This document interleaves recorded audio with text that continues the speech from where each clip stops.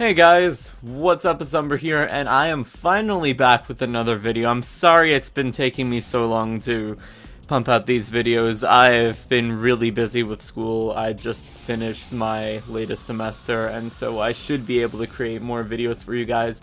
But today, I'm going to be doing a commentary on Final Fantasy XIV on something I've been wanting to discuss for a while now, since Stormblood actually.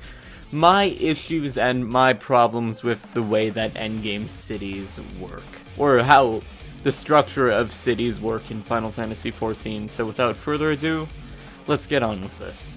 So if you guys play Final Fantasy XIV, which I hope you do, because it'll definitely help you understand what I'm talking about in this video, then you know that there is a structure when it comes to new cities added each expansion. Now, when a new expansion is added to Final Fantasy XIV over the past 3 expansions, they've always followed a specific structure. 2 cities. One of them is a big city, like big, lots of aetherytes, significant importance in the MSQ, and it has market boards and stuff like that, and lev quests that you can grab. And the other one that's a smaller city, but it has heavy importance on endgame content, and it's where you go to vendors to get more materials for crafting, or get new gear, or like where turn-ins occur.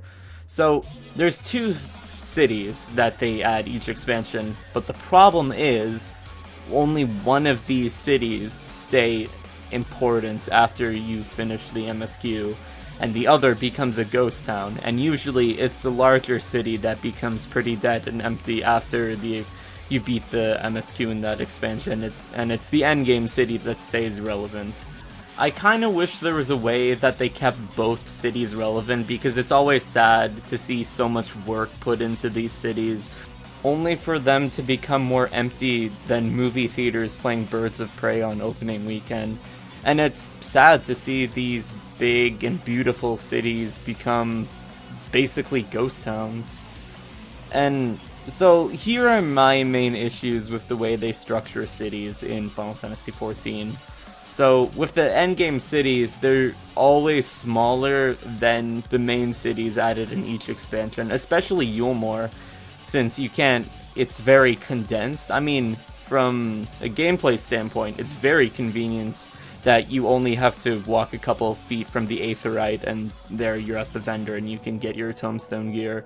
But it leaves the rest of the city kind of empty, and it just seems small, like, seems too condensed. I kind of like it when cities are more spread out, like Limsa, where it's a larger city, and there's definitely stuff to do in Limsa. Now, and it ends up making the larger, more vibrant cities such as the Crystarium completely empty after people finish the MSQ. For example, though, in 5.2, people were visiting the Crystarium yet again, but only because the MSQ had you go to the Crystarium, and so, yeah, there were people here, but a week after people caught up on the MSQ, it eventually turned back into a ghost town. And it's kind of sad, because these cities are really beautiful, and, I mean, Yulmore is an exception. Yulmore is a really nice city. I mean, after you liberate it. It's creepy as fuck in the beginning. And it's kind of sad to see, like, Rhalgar's Reach have, like, more people in it than Kugane, whereas Rhalgar's Reach is a cave, Kugane is a beautiful city based off of Japanese culture, and Ishgard is a beautiful city, like, based off of European Gothic architecture, stuff like that, like. And I do hope at some point that Square Enix changes the way that cities work in Final Fantasy XIV. Maybe when they release the new X-Pack, so 6.0, what they could do to make sure that both cities are incorporated into their endgame is find a way to section them out better. So, like, for example, the larger cities with the market boards, or like the ones that have more prominence in the MSQ, that could be the city for Disciple of War and Disciple of Magic endgame, so like that's where you could go to get your vendor gear. So like the new tombstone gear, that would be where you get it, and maybe the smaller cities is where crafting endgame would be, so like turn-ins and like script vendors, that could be where you go. So like, let's say if it worked like that this expansion, Crystarium would be the place you would go to get Tombstone gear and like raiding tier gear, so like maybe that's where you got the Edenscape and Edensgate and Edenverse gear. I fucked up the word, and that would also be where you got Tombstone gear, and Yulmore would be the place for crafting vendors and turn-ins. That's what I think of the city situation right now. I do love the cities in this game very much, especially the Crystarium and Yulmore, but I am disappointed to see how the Crystarium is so empty now.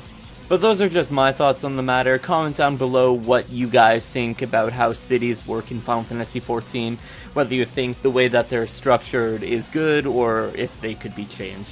Anyways, guys, I hope you all enjoyed this video. Subscribe for more content. Be sure to give a like if you like this video. Follow me on Twitter and Twitch. And I will see you guys later. You guys are awesome. I love you all. Umbruhh out.